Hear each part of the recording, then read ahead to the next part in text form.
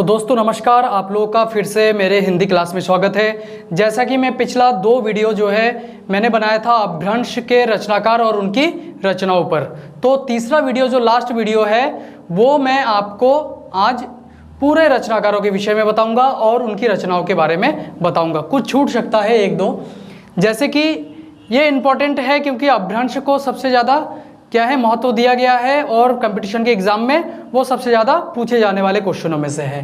तो इसको ध्यान से हम लोग आज पढ़ेंगे कि जितना मैंने इसको बताया था उसके बाद में जो कवि आता है अपभ्रंश में 11वीं सदी में, वो है पद्मकीर्ति।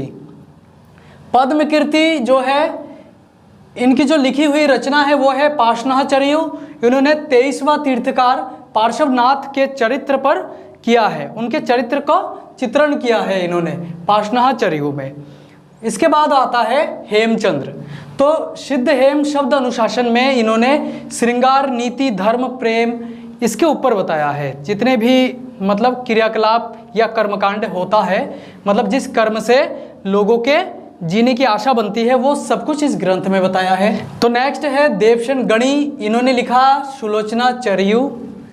तो ये जो चक्रवर्ती भरत है उनका जो सेनापति था जय कुमार, उनकी धर्मपत्नी सुलोचना, जिनके ऊपर यह ग्रंथ लिखा गया है। नेक्स्ट है सुमति गणी। सुमति गणी ने क्या लिखा?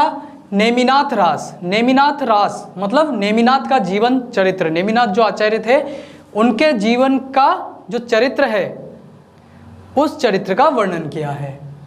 उसके बाद आता है अपभ्रंश के रचनाकारों में विजयसेन सूरि का नाम भी बहुत ज़्यादा पूछा जाता है। इनका नाम रेवंत गिरि रास। इन्होंने रेवंत गिरि रास लिखा है। रेवंत गिरि एक तीर्थ है जहाँ पे लोग जाते थे तीर्थ यात्रा के लिए।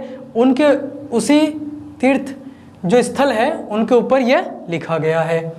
तो अब है अब्दाहमान। देखो मैंने पहले भी पिछली क्लास में पढ़ाया था कि अब्दाहमान को दूसरा नाम क्या है? अब्दुल रहमान। इन्होंने लिखा है संदेश राशक, 12वीं सदी के है। 223 छंदों का ये ग्रंथ है और 6 ऋतु वर्णन है इसमें, ठीक है, 6 ऋतुओं के वर्णन किया गया है इसमें। नेक्स्ट इसके बाद आते हैं दामोदर शर्मा। दामोदर पंडित भी कहते हैं, कई के एग्जाम में दामोदर पंडित नाम आपको मिलेगा एग्जाम में, पर इनका जो रियल नेम है वो क्या है? दामोदर शर्मा। इन्होंने लिखा उक्ति व्यक्ति प्रकरण, ठीक है। उक्ति व्यक्ति प्रकरण में क्या है? इन्होंने व्याकरण ग्रंथ लिखा, इसको व्याकरण ग्रंथ कहते हैं। प्राचीन अवधी भाषा और उससे जुड़ी कुछ वैदिक भाषाओं को भी इन्होंने अपने ग्रंथ में जोड़ा है, ठीक। मैं छाट के आप लोगों को पढ़ा रहा हूँ क्योंकि बहुत सारे इसमें कुछ इंपॉर्टेंट जो है वही बता रहा हूँ। जिनदत्त सूरि, ठीक। जिनदत्त सूरि जो है उपदेश रसायन रास। इन्होंने सदाचार नीति संबंधी ग्रंथ लिखा है, उपदेश दिया है। सदाचार मतलब अपना आचार विचार, कैसे व्यवहार करना चाहिए, ये सब इन ग्रंथों में है। इसके बाद आता है श्रीधर। इनका नाम आता है श्रीधर सुकुमालचर्यु। इन्होंने सुकुमाल स्वामी के पूर्व जन्म की कथा जो है इन्होंने इस ग्रंथ में लिखा है।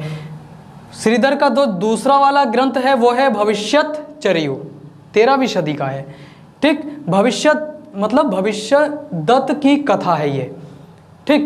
श्रीधर के बाद है विद्यापति, पर इसके मतलब इन दोनों के बीच में एक कवि और है शालिभद्र सूरि। उनका नाम मैंने नहीं लिखा।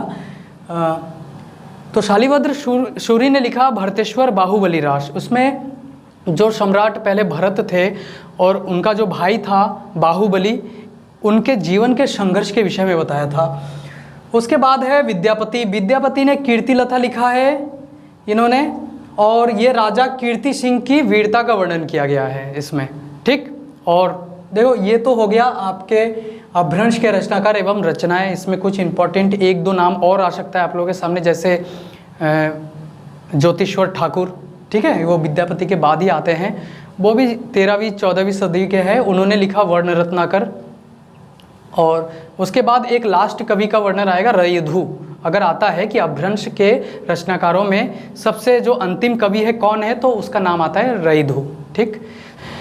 तो दोस्तों आज का वीडियो बस यही तक है क्योंकि मैंने ये पढ़ा दिया आपको अपभ्रंश के रचनाकार एवं उनकी रचनाएं। तो नेक्स्ट जो चैप्टर है वो हिंदी का जो भौगोलिक विस्तार है उसको लेकर हम आएंगे।